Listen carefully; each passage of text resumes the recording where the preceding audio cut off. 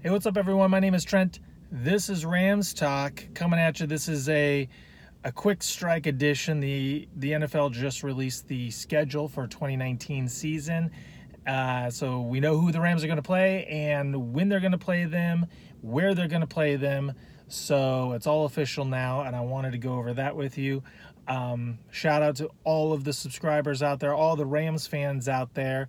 Thank you for all your support. If you've just subscribed, I saw a couple just come on board. Thank you for subscribing.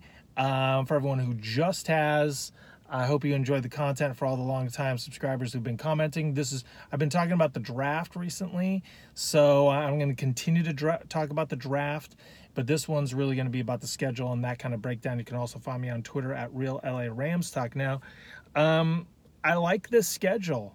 Like, if you really break it down, I feel that it really favors the Rams. It does a good, like, if you really want to get into it, there are no 3-game road trips like last year. There are no USC back-to-back, so like a game on Sunday after USC had a game on Saturday, because you remember the paint job kind of mess up last year.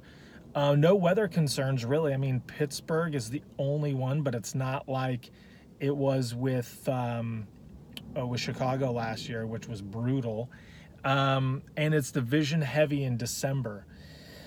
And that's great, because if the Rams, for whatever reason, get off to a slow start with their record, they can still win the West by performing very well down the stretch.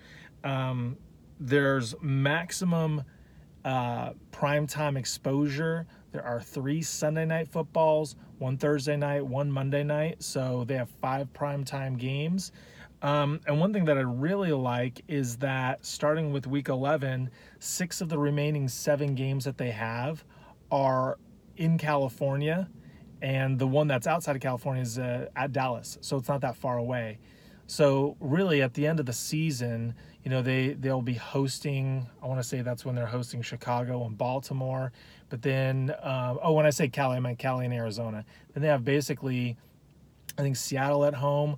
They have Arizona. They play San Francisco a couple times in there. And then they have Dallas. So, like, the end of their schedule, they don't have to travel. Because they do make 4 cross-country treks. They play in Cleveland. They play in Carolina. First game of the season, Carolina. They play in Pittsburgh, and they play the Falcons. Then they also play in London on October 17th, I think, or 27th. Which one is that? That is October 27th against the Bengals, which I'm actually thinking of going to. Thinking of going to London and watching that game there. So if anyone watching this video now is going to go to that game, let me know. Or if anyone's living in London or Europe and wants to go to the game, let me know, because I need to figure that out. The Rams play 4 divisional opponents in their last 5 games. So that really kind of puts their destiny in their own hands. Because, I mean, let's just say they sweep those 4 games at the end of the season, then that, you know, pretty much wraps up the West, which I still think they're going to win. Side note, I hear all these pundits talking about, surprise team winning the West, the 49ers.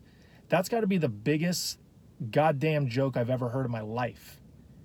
Are you kidding me? The 49ers winning the West? I mean, like, it could happen. It could happen. Do I think the 49ers will be better this year than last year? Yes. It's hard to be worse than they were last year. But, you know, Garoppolo back, McKinnon back. Jerick McKinnon, before everyone gets all hot and bothered about Jerick McKinnon, that guy had plenty of opportunities in Minnesota when Adrian Peterson went down, did nothing.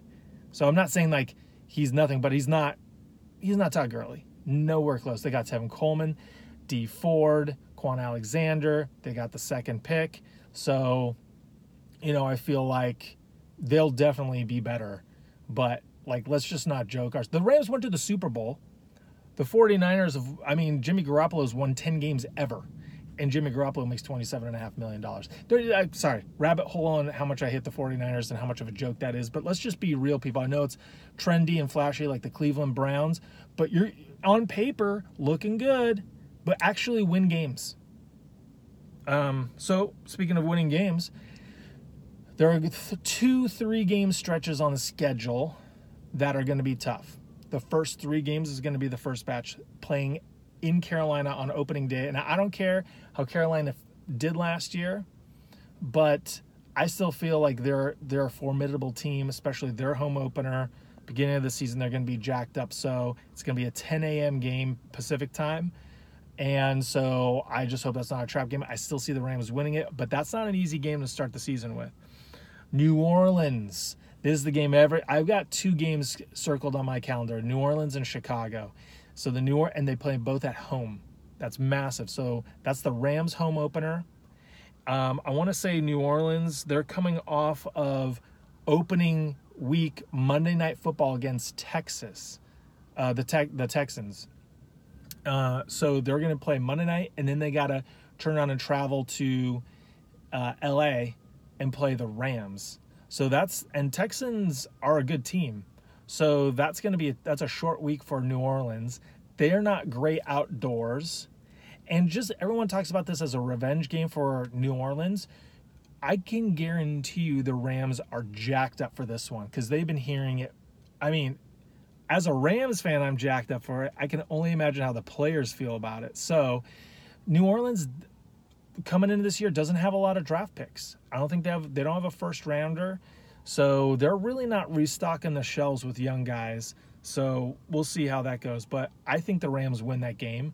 I mean, hell, I'm the guy who thinks like Rams are going to win every game. I'm a homer. But objectively speaking, the Rams split the season last year with New Orleans, playing both games away. So I feel like that game is actually in the Rams' favor schedule-wise. And then the third game of the season is against Cleveland, in Cleveland on Sunday Night Football. Now, this could be like Cleveland magic, but the Rams still have a better team than Cleveland does. And I could see Cleveland can go 2 ways. Having like one of those kind of surprise years. There's a team every year that's kind of one of those surprise teams like the Rams were 2 years ago. Cleveland could be that team. On paper, everyone loves them. I like them on paper. But like, what if someone starts melting down? What if Odell melts down? And like Freddie Kitchens is the coach. What are you going to do? Like that team can just turn into Notre Dame Cathedral and just freaking burn down and just be Cleveland all over again. So that'll be a tough game because the roster's good. But the Rams are a team. Like, we still have to see how Cleveland is with all these pieces. The Rams are already, like, offensively at least, minus the 2 new linemen. They're a well-oiled machine and went to the Super Bowl. They should beat Cleveland, but you never know. So that's going to be tough because those are that's traveling to the Eastern time zone twice in the first 3 weeks. The second batch of games that could be troublesome is right after the bye week. So they play in London, and then bye week, and then they go to Pittsburgh. Now, Pittsburgh is going to be, that's November 10th. It could still be super cold. It could be 30 degrees there. So I'm hoping it's more in the 40-ish, 40 to 50 degree rain maybe, but not freezing like it was in Chicago. That's going to be a tough game. Pittsburgh's a tough place to play at, even though they didn't make the playoffs last year. I kind of feel that they're potentially a better team this year, minus all the drama. Then home against Chicago, Sunday Night Football. And, I mean, we all know, I feel like Chicago really is. I feel like Chicago and the Rams and potentially Philly are the class of the NFC with New Orleans there. So Chicago's still going to be bringing it. They don't have their defensive coordinator, and hopefully the Rams will have adjusted to the scheme that they did last year. That's Sunday night, and then the game after that is a Monday night game, and that is the Baltimore Ravens coming to town. And Baltimore's defense, complete makeover.